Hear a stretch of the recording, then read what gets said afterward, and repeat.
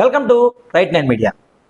స్వచ్ఛ భారత్ స్వచ్ఛ కార్యక్రమంలో భాగంగా స్థానిక తాడేపల్లిగూడెం టౌన్ పోలీస్ స్టేషన్ నుంచి మున్సిపల్ కార్యాలయం వరకు స్వచ్ఛ భారత్ కార్యక్రమ ర్యాలీ అయితే నిర్వహించారు. ఈ కార్యక్రమంలో ముఖ్య అతిథిగా ప్రభుత్వ విప్ స్థానిక ఎమ్మెల్యే బొలిశెట్టి శ్రీనివాస్, ఈతకోట తాతాజీ, మున్సిపల్ బాబు పాల్గొన్నారు.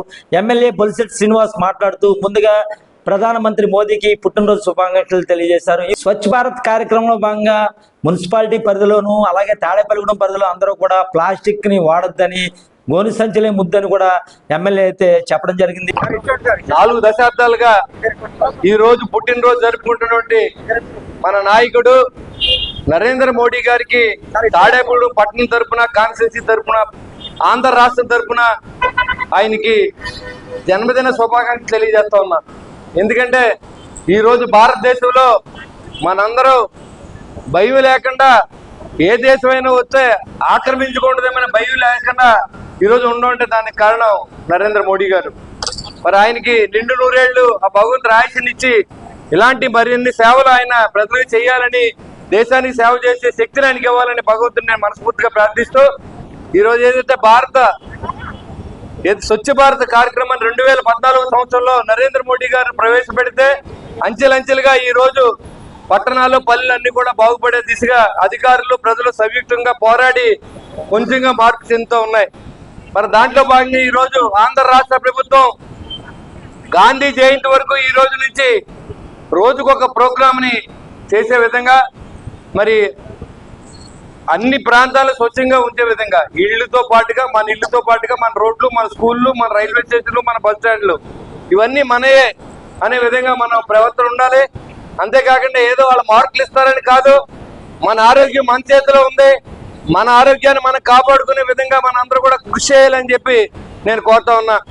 ఈరోజు మన కమిషనర్ వచ్చిన తర్వాత ఏ ప్రభుత్వ ప్రోగ్రాం అయినా ఎవరున్నా లేకపోయినా ఆయన కార్యక్రమాన్ని ఆయన చేసుకుంటూ ప్రభుత్వ కార్యక్రమాన్ని ప్రజా కార్యక్రమంగా మార్చి ఇవాళ మార్కెట్లో చెత్త తీసుకొచ్చి ఇంతవరకు కాలంలో పోసేవారు.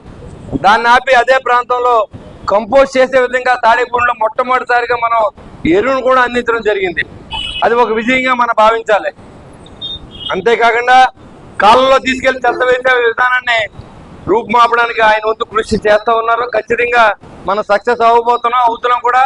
అదేవిధంగా ప్లాస్టిక్ అవేర్నెస్ తీసుకొచ్చాం. ఏదైనా హోటల్లో ఏదైనా మరి కల్తీ పదార్థాలని, వేస్ట్ ని అన్ని కూడా కట్టడి చేసి ఈరోజు అన్ని కార్యక్రమాలు మరి ఆయన ప్రజలకి మంచి జరిగే విధంగా చేసినందుకు మున్సిపల్ కమిషనర్ని, స్టాఫ్ని అభినందన తెలియజేస్తూ మరి ఈ కార్యక్రమం దిగ్విజయంగా 7 రోజుల పాటు అన్ని ప్రాంతాల్లో మరి శుభ్రపరచాలి.